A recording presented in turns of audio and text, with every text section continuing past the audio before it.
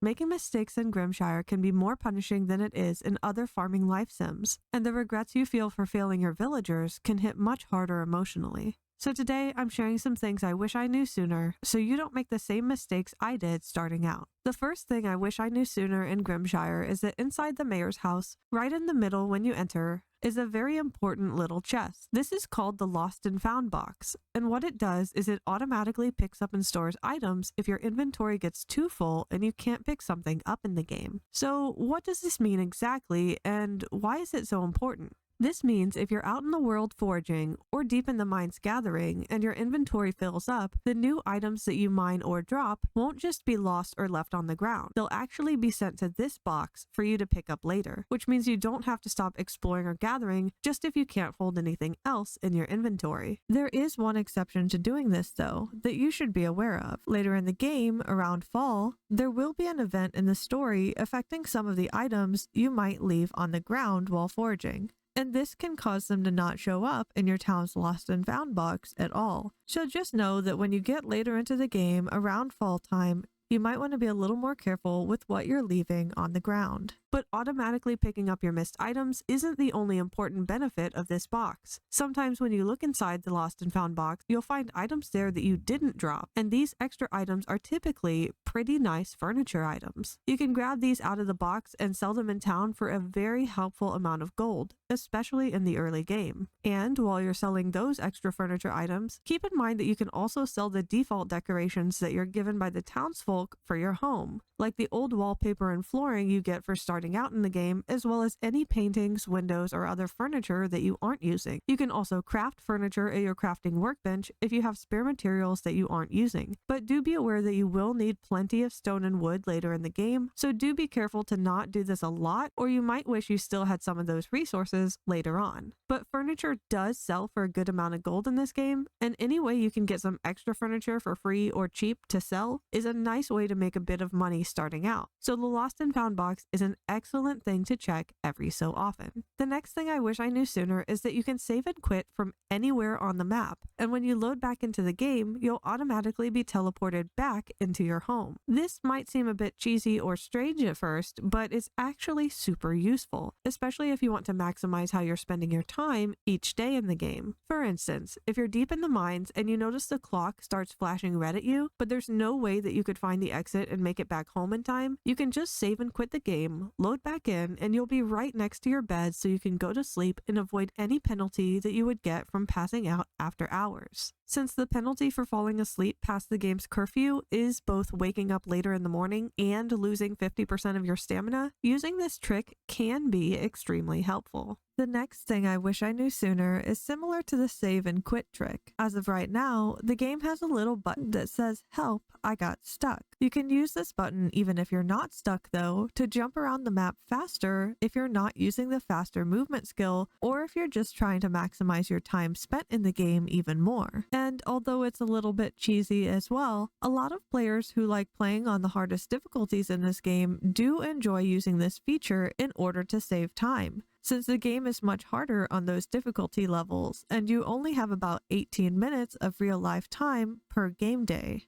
Another thing I wish I knew sooner is that if you mine everything in the mines, you can purposefully collapse the walls and the resources inside of the mine will all reset. This is great to do if you've collected everything in the mine and need the game to spawn more ores and items for you to gather. However, there are some things to know before you go collapsing the mines right away. First, no matter what floor you're on, when you do collapse the mine, it will reset your progress back to floor 1. So if you're on floor 7 and you collapse the mine, you will have to restart from floor 1 again. And second, some resources are only obtainable in the higher levels of the mines, so it's a good idea to fully explore each of the mines before you do decide to reset them. The next thing I wish I knew sooner is that some of the festivals in the game will restore your stamina completely when you attend them. I can't remember if this applies to every festival, but definitely be sure if you do see a festival going on to try to use up all of your stamina before you go to it, since some of them do absolutely reset your stamina completely and therefore allow you to get a lot more done with your day once it's recharged. Something else to know about the festivals too is that you can get free items from attending them and talking to the raffle NPCs there, so definitely be sure to stop by festivals when you see one is going on. An additional thing I wish I knew sooner is how to make wooden planks in the game. This might seem a little silly or simple, but I actually felt totally lost about this for a long time because it isn't directly explained in the game. To make planks from your chopped wood, you'll actually need to get a crafting workstation called the Sawmill, and you'll get this by doing a side quest for one of the villagers. The villager you'll need to talk to is Rowan the carpenter. After you've talked to him once for your meet and greet quest, speak to him again and he'll give you a quest called Rowan's lumber, in which you'll need to collect 20 medium wood and deliver it to him. After you've delivered the wood, he'll give you the sawmill. Then simply place it down on your farm, walk up to the sawmill, drop in your wood logs, and wait for the sawmill to process them. Once it's done,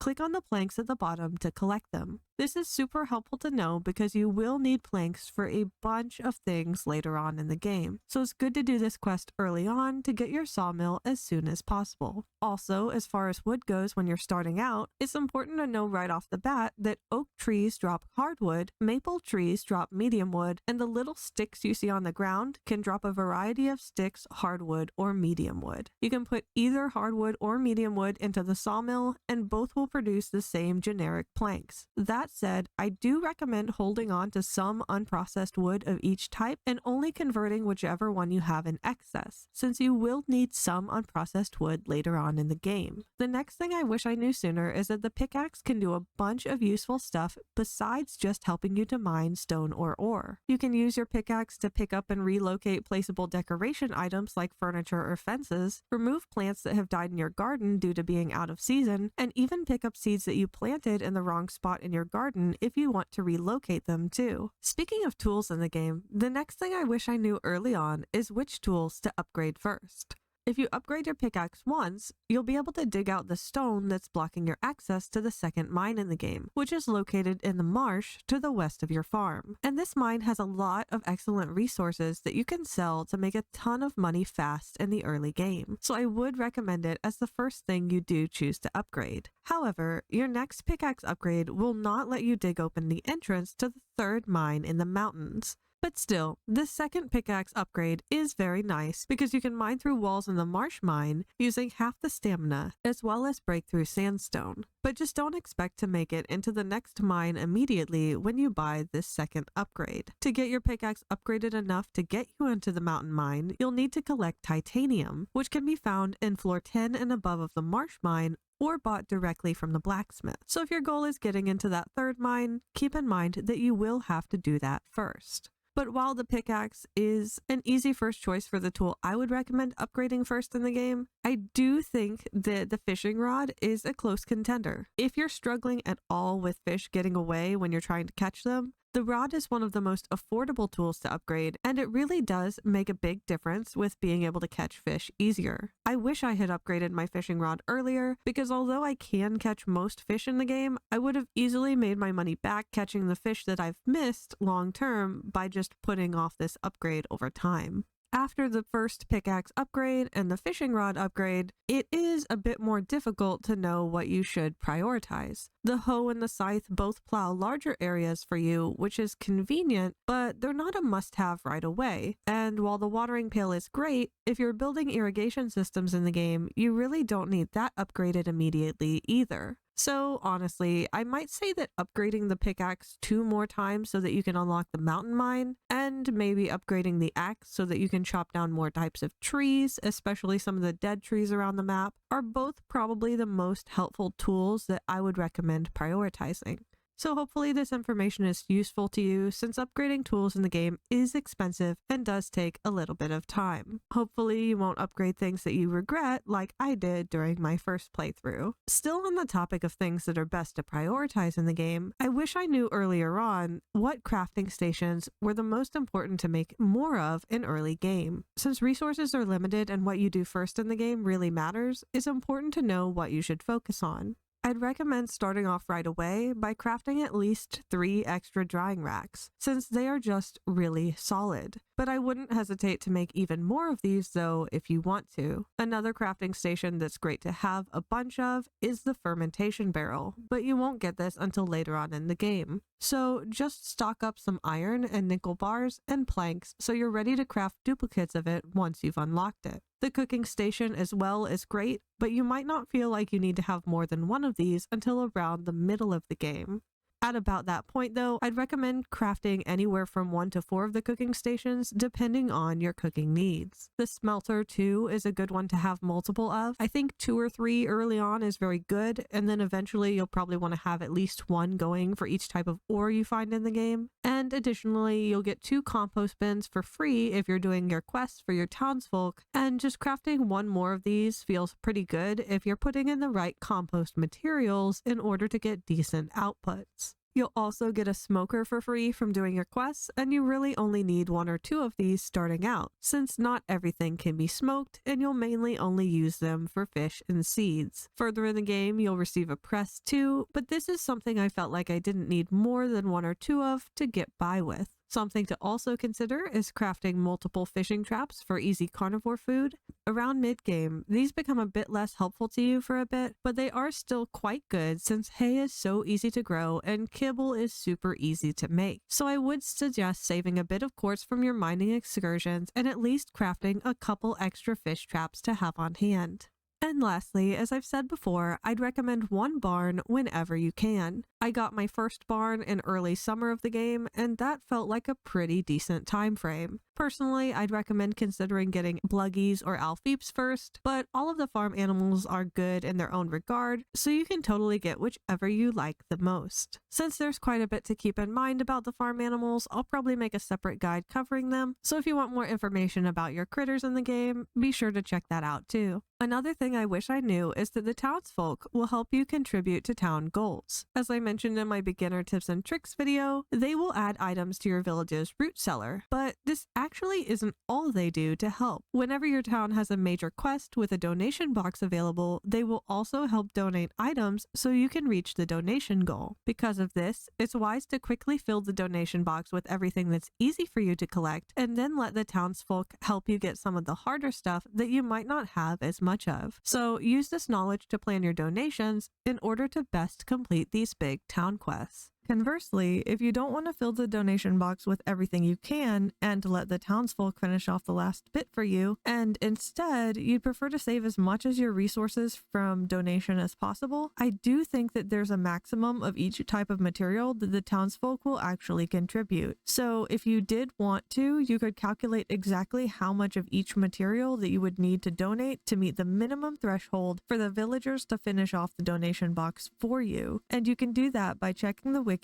for each town project. Why would you want to do either of these methods though? And which would be the best fit for you? Some town projects literally change the town and help you in a positive way day to day once they're finished. So for those projects, you might want to donate everything you can as quickly as you can and then let the townsfolk just finish off the donation so you can enjoy the benefits as soon as possible. But for other town projects, you might not care as much when they're finished as long as they're just done before the due date that the quest needs finished by. For these types of quests that don't give you a tangible benefit for doing them quickly, you could theoretically donate the least amount of items possible to let the villagers save you from using your materials. For instance, if a project needs 100 total stones and the wiki says that the townsfolk will donate a maximum of 60 stones for you, you could donate just 40 stones and the project would still complete. However, just be careful that you have not failed any of your villagers because these numbers could be a bit lower if you have. And definitely be sure right before the due date expires that you check to make sure the donation box is filled with everything needed in case the wiki has any old or inaccurate numbers. But theoretically,